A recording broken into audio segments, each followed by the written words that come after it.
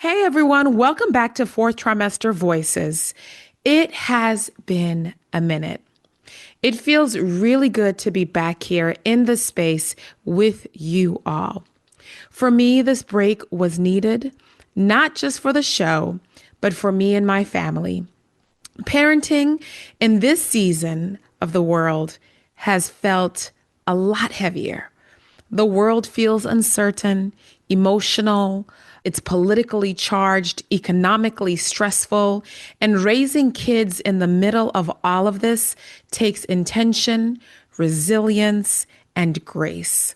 So thank you for giving me grace, and thank you for being here, and thank you for returning.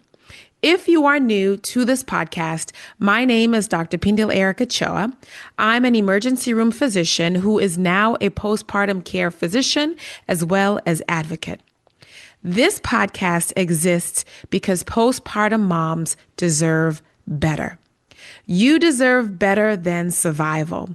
We deserve preparation, we deserve protection, we deserve education, and we deserve support. This podcast is for pregnant moms, postpartum moms, and people who love them. If you want more support outside of this podcast, you can find me on Instagram at Dr. Choa. I share a lot of free education, postpartum guides, videos, real conversations about recovery, and real conversations about motherhood. I've also posted some links on my YouTube page at Dr. Choa MD, so you can go over there as well. Everything that I do in this space centers around you as a pregnant mom, you as a postpartum mom, because postpartum education needs to be better. No woman should have to feel like she is going into birth alone, and no woman should feel like she is going into postpartum alone. So let's move on a little bit. Today, we are going to talk about something that is deeply personal, vulnerable, and deeply real. Being single and postpartum. And I want to say this to you honestly. You don't have to be unmarried to be a single mother. There was a time in my life when I was a single mom in a marriage. Now, some people may argue about this definition of what a single mom is, but it is about what you feel. And I'm going to tell you my story, and it may resonate with you or it may not. There was a time in my life when I was a single mom in a marriage. My husband was physically present, but emotionally, mentally, and practically absent. I often felt like I was carrying the burden by myself. I felt like I was up against the world. I was managing motherhood, my career, the household responsibility, being a family member, often without feeling truly supported.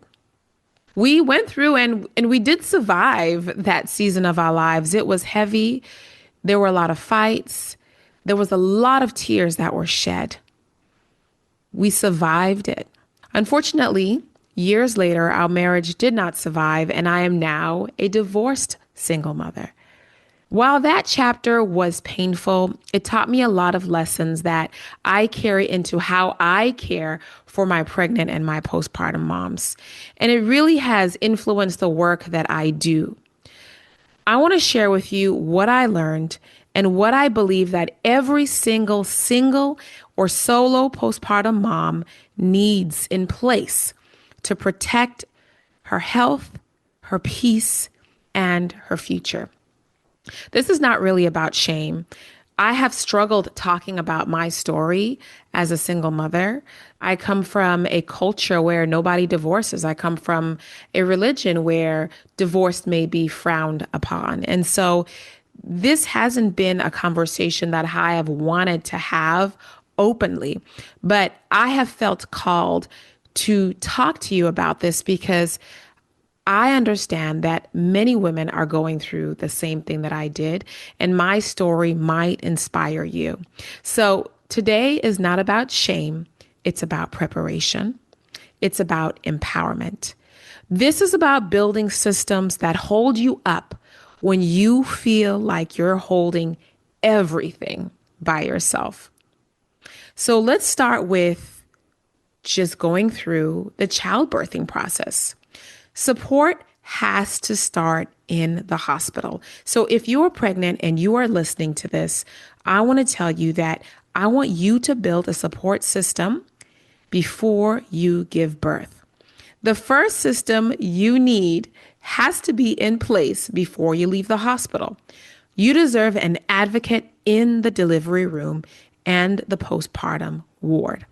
Someone who's going to speak up, who's going to ask questions, notice when something feels off, and make sure that your voice is heard. This is not your timid person who wants to keep the peace, but this is also not a disrespectful person who just wants to make noise. This is someone cool and collect, who has an understanding of your medical history, who understands your needs, and who can calmly ask and advocate for the things that you need. And if you do not have a partner, a family member, or a church member who can fill into this role, you need a doula. Getting a doula is, I would say, if it was financially possible for everybody to get a doula, this would be a requirement.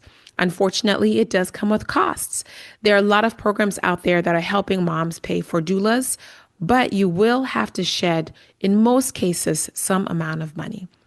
Before you deliver, I want you to ask yourself these questions. Who's going to help me understand my discharge instructions? Who is going to help me while I am going through trying to figure out or transition into the home? When you get home, you got to figure out your bearings. And sometimes that takes a couple of days. So you need that person to be able to be there with you. And a lot of birth doulas are going to go into the postpartum realm, but sometimes you need a postpartum doula. And so if you feel like the support is going to be lacking there, maybe investing in a postpartum doula may be more effective for you rather than a birth doula. If you could have both, great. Why is it important for you to get a postpartum doula? Well, number one, you really want to be able to have somebody who is looking out for you, who is going to be watching out for warning signs, who's going to be helping you around the house, helping you figure out how to change a baby's diaper. You may not be somebody who has prepared for this in advance. And so having somebody hands-on teaching you how to prepare baby's diaper, how to feed, how to give formula, going over your baby bottles. There's so much that you need to know in those first couple of days. And then you really want to know who is going to help you when you figure out. You want to be able to have somebody there to help you when you're feeling overwhelmed or dismissed. Single moms are often expected to just figure it out. But postpartum is not the time to figure out things alone. You deserve backup. Okay? Now, once you get home, as a single mom, your environment matters. It matters more than you think. Where you put things within the house, this setup is so important. I'm going to go through this briefly, but if you really want to figure out how you're going to set up your home, I want you to take my course, which goes through how you set up each area of your home. All right. My free postpartum guide on the same website, which comes with the course, also helps you go through this in a more systemic way. When you are doing this as a single mom, you're going to ask yourself this question. How are you going to handle your meals? Who is going to help you clean with the laundry, run errands, and with childcare? How are you going to reduce the mental load of the daily tasks? And how are you going to reduce the mental load of trying to find things? Where is the diaper? Where is the bottle? Systems. You are going to need to create systems in advance. So that may mean having a recovery zone. In the zone is going to be everything for you. So those peri wipes, you're going to have the cooling pads, your witch hazel, everything that has to do with you. This is going to be in every bathroom around the house. Then you're going to have your baby zone. I usually recommend, depending on how big your home is, having at least 2 to 3 baby zones. So that's an area where you're going to have babies, baby wipes, baby diapers, everything that you need for baby. right? And then you're going to have your snacks. Snacks all around the house. Snacks where you're breastfeeding, snacks where your baby zone is, snacks where your zone is. This is because sometimes you may find it hard to get in a full meal. You also want to make sure you have a system to remind you to take your medication, to remind you when to feed the baby. Sleep exhaustion is going to kick in. And so there's a lot of apps out there that can help you figure out, I fed baby at 12 p.m. I changed baby this many of times. I gave baby this, baby had this many wet diapers. So a lot of apps are out there to help you organize your thoughts and to reduce your mental strain. Listen, you do not need a picture perfect home. You just need little tiny systems. Mommy recovery zone, baby recovery zone, snacks, and apps to help you get through the day to figure out when you have fed baby. These are systems. Now, when you move on from the home setup or your digital setup, you are going to have to cultivate a village. Because you are doing this alone, you may not have that spouse who's going to take turns waking up in the middle of the night. And so you may find that your friends may come during the day and then there may not be any support at night. And so this is the time to cultivate that village and to get the support system in place to be able to help you. Everybody doesn't have the luxury of having a mother or a mother-in-law.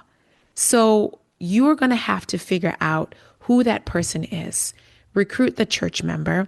Recruit the friends to come in, plan them in shifts. If you do not have any of these people, you can hire a night nurse or hire a doula. Obviously, this is expensive, so I really urge you to look within your network and find somebody who can be there for you. And this can really even be in community groups and Facebook groups. I have encouraged my moms, when I take care of my postpartum moms, to make a post in your Facebook group. Hey, anybody know or have a mother or an aunt who's available to just come in and watch baby for a little bit? Anybody available to just help me with the baby for a little bit? It is really hard trusting strangers, for sure. But as you're going through in your pregnancy, you can cultivate that village now so that it is easy to ask them to help you when you get there. I often encourage my moms to make a list of where people fit in their support system. So there's your emotional support. Some people are not the people that you talk to when you need to cry on someone's shoulder, but these people may be really good for practical support. Can you bring me a meal? Can you come help me clean? Okay. So who is your emotional support? Who is your practical support? And then who is your support for medical questions? This is important. If you do not like your OB, if you do not like your midwife, this is the time to change now, because this medical person has to be there, available, accessible for you when questions come up. I always encourage my moms to have another layer, and that can look like having a primary care physician. If you're in Atlanta, Georgia, that may look like having me, a postpartum doctor, but you need another layer of somebody who is going to check up on you when you have medical questions, because let's be real, sometimes you just can't reach your OB, and it may be a simple question that you do not feel like you have to go to the hospital or clinic to answer this question. So having that backup support, that medical person with that knowledge, is really, really important in meeting your medical needs and answering those questions. I want to encourage you to write down prompts. Sometimes it is really hard to have the words to be able to say, I need help. So I have, in my free guide, I have a couple of different prompts that are going to help you do that. And that may look like, hey, can you come over, check up on me? Hey, can you cook a couple meals? Sometimes we do better when we write down the questions that we want to ask. So I encourage you to do that. The third thing that I want you to do is to make sure that you are prioritizing your well-being. One of the biggest mistakes that single moms make is putting their health at the back burner. I don't want you to do that. Your health is not optional. You are what your baby needs. Your baby needs you. If you are not healthy or around to take care of your baby, who's going to take care of that child? And so you're going to need to plan in advance on how you are going to take care of your physical recovery, your mental, and your emotional recovery. I want you to put on the calendar your postpartum medical follow-ups. Schedule your therapy sessions. Schedule your pelvic floor sessions. Schedule your sleep support. Learn now about what the red flags are that are going to make you call your doctor or go straight to the hospital. If you feel anxious, overwhelmed, tearful, irritable, hopeless, you are going to need to take this seriously. If you start having intrusive thoughts about hurting yourself or the baby, who is the person that you are going to call? Who's going to say, I'm going to be there. We're going to go to the doctor ASAP. We're going to go to the hospital. You are not failing by prioritizing yourself. You are not failing by getting help. You are human. Postpartum mental health matters. Your physical health matters. Your children need you alive, Mom. They need you stable. They need you supported and emotionally now more than ever. Let's let go of the supermom mentality. Let us deprioritize perfection and prioritize taking care of ourselves, prioritize meeting our physical and our mental health needs. Single motherhood can feel lonely. It can feel unfair, especially for my moms who did not sign up for this.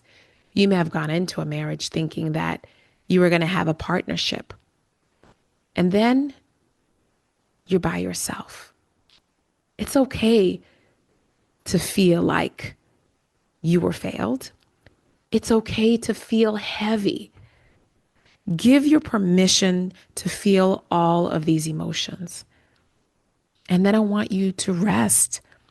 I want you to lower the expectations. I want you to be able to say, I need help. I want you to be able to say no. You've got to choose peace. You have got to figure out how you are going to build a life, a postpartum that feels sustainable. You are not behind because you are doing this alone. You're not broken. You are building something meaningful with this amazing, beautiful human being under some very, very difficult circumstances. And that deserves honor. I want you to hear this and hear this clearly. You are not alone. You are not invisible. You deserve preparation. You deserve community. Listen. I'm a single mom. I've done postpartum by myself. I don't want you to do this by yourself. Now, this is a very, very short podcast, but I have created 4 hours of material for you. 4 hours of material that is going to help you prepare for the postpartum period. I want you to give me a call. I've created links for you to be able to call me. I do not want you to feel like you do not have anybody in this journey. Season 3 is here. We're going to delve into these difficult topics. We're going to talk about some real things, okay? We're going to delve into even divorce in the postpartum period. I've been avoiding it, but we're going to talk about it because motherhood is not all roses. Sometimes we are fighting for our survival. We are fighting for peace, but we have to know that we are not doing it alone. So thank you for being here. Thank you for listening to this podcast. I'm here if you need me. I would love to see you on the next episode. Again, visit my page on Instagram at Dr. Choa. All the links are there. Click on the link in the bio. There's free guides, there's courses, there's so many things, free events. I want you to know that you are not in this alone. We're in this together. All right, guys, take care.